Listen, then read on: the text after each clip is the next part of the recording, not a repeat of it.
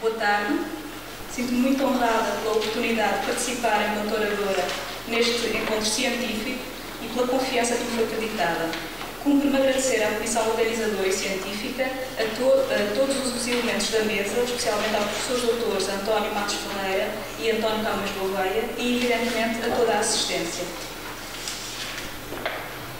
Ao olhar o tema de vozes e silêncios femininos na vida religiosa, consideramos ser amplo e fértil o campo de análise que o tema do doutoramento em História da Arte, que no presente ainda preparamos, nos oferece. Analisar o sentido e destino de mosteiros femininos é, em parte, recuperar as vozes que os determinaram. Se outros motivos não houvesse para nos debruçarmos sobre o mosteiro do Desagravo de Vila Pouca da Beira, bastaria atentar na atualidade que, como tema configura, ele foi recentemente alvo de classificação patrimonial. Sobre a fundadora da rega a que pertence, Maria do Lar do Louriçal, decorre o processo de beatificação. Mas, no seio desta atualidade e do discurso até agora produzido, há silêncios e nas vozes dissonâncias. Conquanto pouco notória, não é ainda insistente nem vaga a referência à Genoveva Maria do Espírito Santo de Viegas. Ela aparece-nos assinalada na toponímia, em compêndios coreográficos e em trabalhos de índole historiográfica. No Portugal antigo e moderno, o Abade de Miragaia dela dirá ser a personagem mais célebre de Vila Pouca da Beira e do mosteiro por ela fundado o monumento mais notável da freguesia. Marcas identitárias da história local, sujeito e obra parecem estabelecer uma relação unívoca, fundindo-se num nexo a que mutuamente se reconduzem. O caso de Vila Pouca e de Genoveva é, entre muitos outros, nos quais o destino de um cenóbio ficou marcado por um impulso fundacional alimentado por um itinerário religioso individual.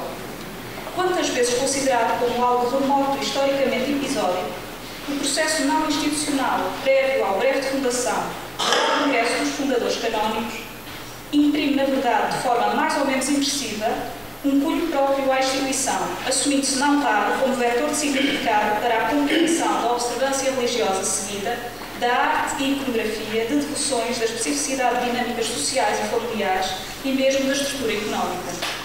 É neste registro, com instância pré-fundacional, que vemos situarem-se não poucas expressões primárias do associativismo beatril, surdidas, frequentemente de forma espontânea, como agrupamentos de seculares para quem a vida devota se perfilava como meio e caminho de santificação pessoal. É certo, no entanto, que nem sempre estes agrupamentos viriam a reduzir-se à regular observância ou a ser assimilados por ordens monástico-conventuais, podendo, pelo contrário, atuar-se como estruturas híbridas, onde a emissão obrigatória de votos, simples ou solenes, não constitui regra, mas em que o carisma de uma ordem, de forma mais ou menos sincrética, é contudo observado. No seio do fervor religioso pós-tridentino e do alargamento da perspectiva de santificação ao todo dos fiéis leigos, que tinham, por certo, no horizonte, os muitos exemplos de santidade bastamente divulgados em biografias e agiológios e viam na oração mental um meio fecundo de ascender à bem-aventurança, os recolhimentos obviatérios emergiam como inferência natural.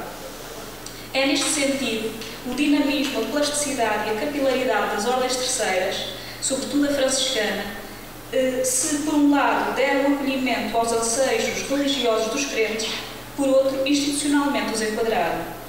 À simplicidade formal e à menor rigidez de vida, que em relação à clausura proporcionava, somava-se a execuibilidade económica, que, em quadro estritamente monástico, apresentava requisitos por vezes difíceis de preencher. Mas não obstante as virtualidades práticas, a clausura continuava a perfilar-se como modelo e a conventualização como objetivo. Além do respaldo institucional, o claustro instituía-se como caução da perfeição religiosa, o que aliás seria consagrado pela autoridade eclesiástica ao fazer incidir, no período que nos ocupa, a maior parte das canonizações femininas sobre religiosas professas. Em favor do claustro, abonaria, outro sim, a pretensão da Igreja em normalizar as experiências de vivência religiosa, as expressões de vivência religiosa. O Concílio de Trento sublinhá-la-ia, ao impor e generalizar a clausura, redefinir critérios de entrada à religião ou cometer à autoridade diocesana a vigilância e garantia da observância do preceituado através da visita aos mosteiros. Pouco mais tarde seria o breve Circa Pastoralis Officii, 1566, de São Pio V, a estender a obrigatoriedade da clausura às comunidades terciárias. Apelava, por outro lado, ao mosteiro, uma espiritualidade que enfatizava o desprezo do mundo, a prática da oração mental e a existência ascética, e, paralela e cumulativamente, estratégias familiares e sociais que viam na observância religiosa uma sede segura e edificante para aquelas a quem o casamento não estava destinado e um modo eficaz de conservação de estatuto e património. Mas, no claustro como estruturas para o proto-monásticas, a definição da existência e da identidade religiosa, por muito que assentes em práticas de interioridade espiritual, não dispensava um quadro de autoridade e controle representado desde logo por confessores, capelães e pelo prelado diocesano ou provincial. Identificar uma teia tão cerrada de poderes e autoridades e por entre as grades da clausura, a voz feminina será um desafio difícil, mas por certo não inglório. Também por isso as experiências pré-fundacionais emergem como campo privilegiado. Na modernidade e no contexto do incremento das vocações religiosas, várias foram as ordens que se reformaram e fundaram e várias as casas que, sob uma observância pré-existente, se instituíram. Assinalam este panorama a iniciativa militante e carismática de Santa Teresa d'Ávila, reformadora da Ordem do Carmelo. Antes dela, a da portuguesa Santa Beatriz da Silva, fundadora da Ordem da Imaculada Conceição de Maria. Em França, a de Santa Luísa de Marillac, instituidora da Ordem, esta de vida ativa, das Irmãs de Maria. Em Portugal, a da Venerável Maria do Lar do Louriçal, que funda uma nova família religiosa dentro da Ordem de Santa Clara, a do Desagravo do Santíssimo Sacramento, a que, precisamente, pertence o mosteiro fundado por Genoveva Maria do Espírito Santo. Interessa notar, no parênteses, e ainda antes de incidir especificamente sobre o caso em foco, que, mesmo em sede de clausura, o modelo de vida religiosa consentiu variações. O caso de Violante Perpétua de Jesus Maria afigura-se-nos disso elucidativo. Passada no mosteiro da Esperança de Beja em 1550, daí sairia, sem jamais professar, no termo de 6 anos, por ordem do seu diretor de consciência, que, aparentemente em face da inapetência da confessanda para a clausura, a incumbiria de fundar, renovar ou organizar recolhimentos obietéreos das religiões limítrofes. Não olhando, sem reservas, o teor de tal determinação, certo é que Violante Perpétua cumpriria com brio a missão de que for investida. E vamos a Genoveva Maria do Espírito Santo. Nascia em abril de 1732, Genoveva Maria do Espírito Santo. Viegas, filha de Maria Viegas e de João de Abrantes. A 1 de maio de 1732 era batizada na igreja de São Sebastião de Vila Pouca da Beira, freguesia do concelho de Oliveira do Hospital, distrito de Espanto de Coimbra, implantada em local isolado entre as serras da Estrela e do Açor. Nestes termos se refere António de Vasconcelos na Árvore Franciscana. Uma pobre pastora de Vila Pouca, analfabeta, rústica e boçal, mas inflamada em amor de Deus e animada por inspiração do alto, foi o instrumento de que Nosso Senhor se serviu para realizar essa obra. Esta serva de Deus teve a lembrança e concebeu o plano de fundar na sua terra um mosteiro, segundo a regra particular do convento do Louriçal, onde se prestasse culto e adoração perene ao Santíssimo Sacramento, em desagravo dos desacatos e sacrilégios cotidianamente cometidos contra a Sagrada Eucaristia. Genoveva apresentava-se, portanto, como mediadora de um desígnio superior em que a fundação estaria inscrita. Aliás, tanto a sua impreparação cultural quanto a univocidade do nexo estabelecido entre uma profanação eucarística e a ereção de um monumento ao seu desagravo sublinham. Este nexo, que a historiografia tem sistemática e criticamente glosado, aparece-nos pela primeira vez enunciado na Provisão Régia de Dona Maria I, que, em 1780, autoriza a fundação monástica. Assim se diz que naquela vila, no mês de setembro de 1743, um sacrílego ladrão cometera um horroroso desacato, roubando o sacrário da matriz, tratando irreverentemente as sagradas formas que nele se achavam. Mas a aura mítica da fundação mais ainda se acentua. É novamente António de Vasconcelos quem o equaciona. De que meios dispunha ela, a Genoveva, para realizar a sua obra? Nenhuns. Sem ter algo de terra sua, sem possuir dinheiro algum, sem instrução, mal sabendo falar a linguagem rude da região. Passava a vida com a roca à cinta a fiar, guardando ao mesmo tempo algumas ovelhas. Quanto à forma de dar corpo ao empreendimento, esclarece: um dia tenho aquela extraordinária ideia, e ei-la por aí fora a percorrer o país pedindo esmolas para o seu futuro convento franciscano. Deambulou por todo Portugal, e ela, a pobre pastora, que até ali não sabia exprimir-se senão com grande rudeza, apresenta-se em toda a parte, em todos os meios, inclusive na corte, pedindo e obtendo a audiência da rainha, falando com os magnates, e a sua palavra tinha a virtude de convencer, de persuadir, de obter esmolas, algumas avultadas. Exemplificando o intrépido percurso da beata, diz ainda: dirigindo-se no Porto a um comerciante rico, mas avaro, pediu-lhe uma esmola para a construção do convento que se propusera erguer. O comerciante achou graça ao sonho pueril e irrealizável da pobre mendiga, e para a despedir serviu-se de uma fórmula que afinal correspondia a uma recusa. Prometeu que, quando ela tivesse o seu convento concluído de paredes, lhe daria toda a telha necessária para o cobrir. Decorreram anos, e eis que um dia, não cogitando o comerciante em tal, nem sequer se lembrando já do episódio da mendiga fundadora, lhe aparece esta a participar que as paredes do convento estavam concluídas e que, por isso, lhe lembravam a promessa feita. De boa má vontade, cumpriu honradamente a sua palavra e deu esmola muito avultada, que chegou para os telhados de todos os edifícios monásticos, compreende-se. Quando o mosteiro já funcionava havia bastantes anos, precisou ela de dinheiro para completar e adornar a magnífica igreja conventual. Mais uma vez, resolve recorrer à corte. Mas esta havia-se refugiado no Brasil. Não hesita, vai a Lisboa, consegue embarcar em um navio que se dirigia às terras de Santa Cruz. Apresenta-se ao príncipe regente Dom João e à princesa Dona Carlota Joaquina, que muito a estimavam, e regressa com largos donativos, entre os quais algumas joias da princesa, a fim de serem aplicadas a uma custódia para as exposições do Santíssimo. Esta custódia existe. O destino posterior desta voluntariosa beata parece, no entanto, não fazer jus ao seu caráter indómito e destemido da sua caminhada, pelo menos a atentar nas palavras do já citado autor. Entretanto, diz-nos, a boa Genoveva, a santa e corajosa fundadora do mosteiro, vivia pobre e humildemente, abrigada à sombra da árvore que plantara. Passava os dias na igreja a assistir aos ofícios litúrgicos e a rezar, ou sentada à portaria do mosteiro a fiar na sua roca. Sentimos, no discurso do Dr. António de Vasconcelos, a índole enfática de quem é próximo do tema de que trata.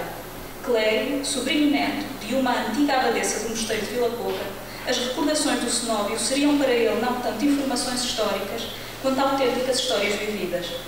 De tonalidade, porventura, mais terna, outras narrativas existem, não deixando muito embora de sufragar o desfazamento entre a lhaneza da fundadora e a precariedade dos meios de que dispunha e a grandiosidade do seu projeto. Por certo, no afã, sem dúvida legítimo, de enaltecer autor e obra, e na necessidade de dar sentido a um fenómeno marcado por importantes lacunas de informação histórica, se tenha incorrido em algum extremar dos termos do discurso. Dele perpassa o teor condescendente com que Genoveva Maria é invariavelmente referenciada, o que seguramente não a interessa. Mas este relato de registro quase fantasioso não se interpõe totalmente à realidade. A Genoveva coube a iniciativa da fundação e a garantia da sua sustentabilidade material. Ela foi, na verdade, notarialmente instituída como zeladora do mosteiro, cabendo-lhe dar todos os passos tendentes a assegurar a fundação, traduzidos esses, essencialmente na angariação de verbas para a construção do edifício e para a constituição de um fundo adequado à comunidade. E se o teor do contacto com o incrédulo, mas benfazejo comerciante do Porto nos merece reserva, certo é que para as obras foram canalizados capitais provindos de um certo João Luís do Porto. São, de resto, conhecidas várias escrituras que comprovam a aquisição e gestão de bens e propriedades. Os reversos com que a Fundação se deparou foram também eles um facto. Entraves institucionais ligados nomeadamente à questão da sustentabilidade económica da casa são claramente aferíveis pela documentação. E a cronologia do Instituto não deixa de o denunciar. 1780 é a data da autorização régia, mas a vida regular só em 1791 se inicia com a chegada das fundadoras canónicas. Quanto ao edifício, só na alta de 800 se dará por concluído. Enquanto isso, a comunidade habita provisoriamente um recolhimento edificado às expensas da instituidora. a esta que jamais chegaria a professar, terá essencialmente cabido um papel de mediação. Com efeito, uma vez erigido canonicamente o cenóbio, doa a totalidade dos bens que até então arrecadara à abadesa, desiste da administração dos mesmos e fica desobrigada de quaisquer encargos relativos à obra. Para escrutar a voz, qualquer que seja o seu timbre ou intensidade, Genoveva Maria passa por afinar o discurso que sobre ela se tem tecido, pela indagação sistemática das narrativas oficiais, por uma mais apurada contextualização histórica, pela análise cuidada da documentação disponível e pela consideração de um documento de arquivo privado, é o dito, a que infelizmente só nos últimos dias da preparação desta comunicação tivemos acesso, procuraremos fazê-lo. O documento é Memórias da Fundação do Recolhimento e Concluído do Desagravo do Santíssimo Sacramento de Vila Pouca da Beira, e é de 1792. Cabe antes de mais esclarecer que a carência cultural da beata poderá ser uma realidade, mas não no seu analfabetismo, como prova uma declaração em que de seu punho assina, já que confirma o tabelião, sabe ler e escrever. A sua pobreza e desproteção social são igualmente fictícias. Pertencia à família de grandes proprietários da vila, alguns ocupando cargos elevados na Igreja, Justiça, Administração Conselhia e mesmo no Serviço Régio. E em Vila Pouca da Beira viveu, cito, na abundância que um suficiente património lhe permitia. A sua ligação ao mosteiro de Vila Pouca, a sua opção pela vida religiosa, será tudo menos direta e inequívoca. Com base no manuscrito de 1792, tentemos rastrear o itinerário da devota entre a sua juventude e as primeiras diligências fundacionais, que porá em ato nos anos 70 de 700, período que efetivamente constitui um vazio biográfico assinalável. Acometida de inexplicável inquietação e insatisfação interior, Genoveva abandonará a casa paterna com destino a Coimbra, onde a hospedará o reverendo Dr. Maurício Dias de Matos. Contaria na altura cerca de 20 anos. No dia em que soube o desacato de Vila Pouca, encontra-se em Coimbra, o que nos leva a duvidar da justeza da data apontada para a ocorrência do sacrilégio, 1743, e, simultaneamente, da agudeza do sentimento que a jovem consta ter experimentado. É invariavelmente em ambiente piedoso que se move em Coimbra. No convento de Santa Clara virá a contatar com o seu primeiro confessor, um religioso franciscano que a empregava na sequência do terremoto de 1755.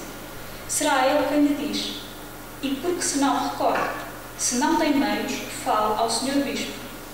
Passará mais tarde à direção espiritual de um cônego regrande de Santo Agostinho, no mosteiro de Santa Cruz, Dom José VI, que morreria em odor de santidade. Por intermédio de um padre do seminário de Coimbra, conseguirá de Dom Miguel da Anunciação, bispo de Coimbra à época, a licença para ingressar em qualquer dos conventos da diocese.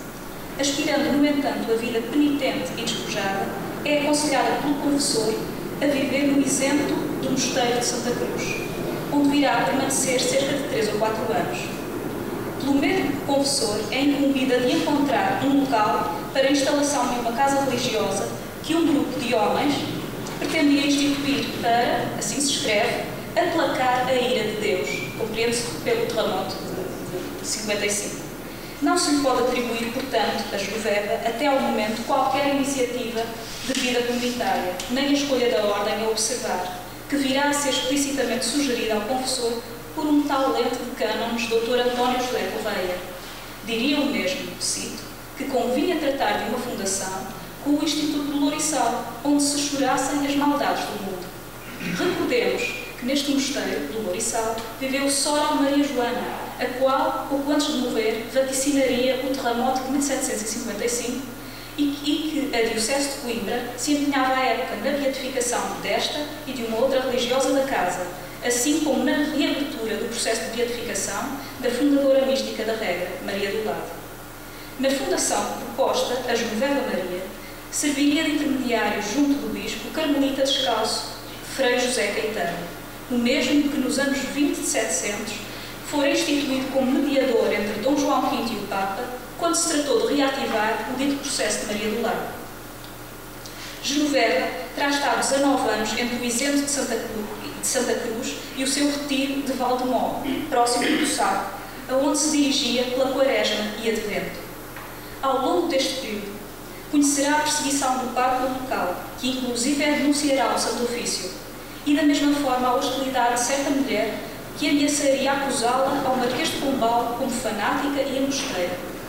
A ideia do mosteiro parece, portanto, alheia às suas prioridades, e só quando torna a Vila Pouca, ela será retomada, e curiosamente por sugestão de outrem, de um capitão-mor da vila.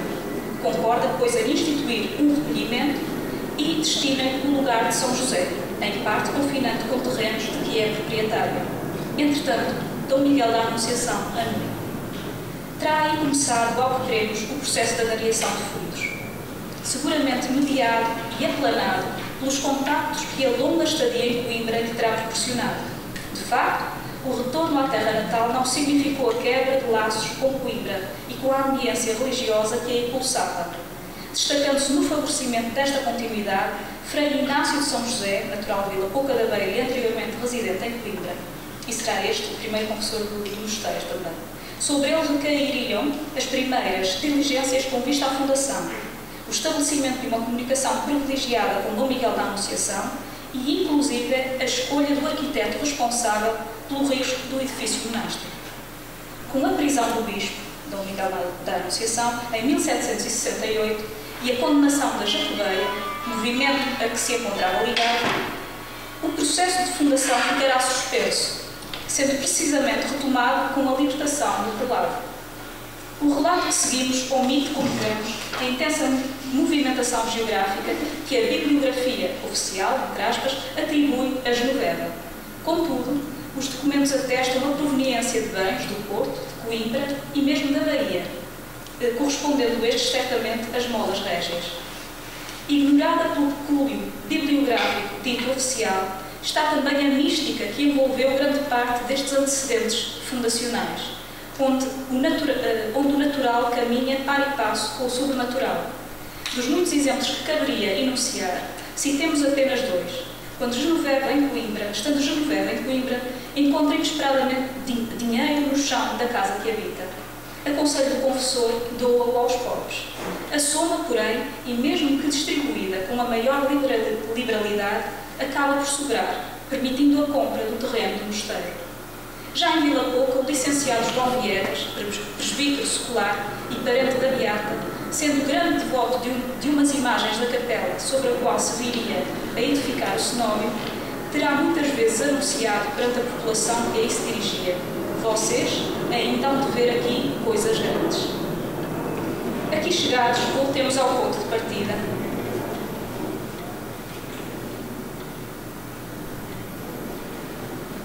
Recorrendo agora ao resumo do Abade Miragaia.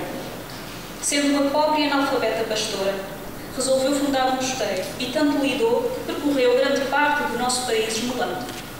Foi inclusivamente ao Rio de Janeiro 2 vezes, quando ali se achavam Dom João VI e a família real portuguesa, mas teve a satisfação de ver o seu tão querido convento feito, com uma majestosa igreja e uma linda cerca. Posto o que vimos considerando, e sem prejuízo de análises posteriores que o assunto sem dúvida reclama, várias ilações se tiram. A fundação de Vila Pouca foi obra de vários autores, fruto da convergência de várias vontades e de diferentes motivações. Genoveva do Espírito Santo não se subsome na obra que ajudou a construir. Provas documentais dão conta de que instituía em 1818, com consentimento de Dom João VI, uma casa de educação de meninas em Vila Pouca, aplicando nela vários bens que possuía. A sua vida, aliás, fica antes de mais marcada pela longa experiência de retiro solitário. O seu itinerário e por ele, os destinos do mosteiro, são fortemente entretecidos pela conjuntura moral e política do reino.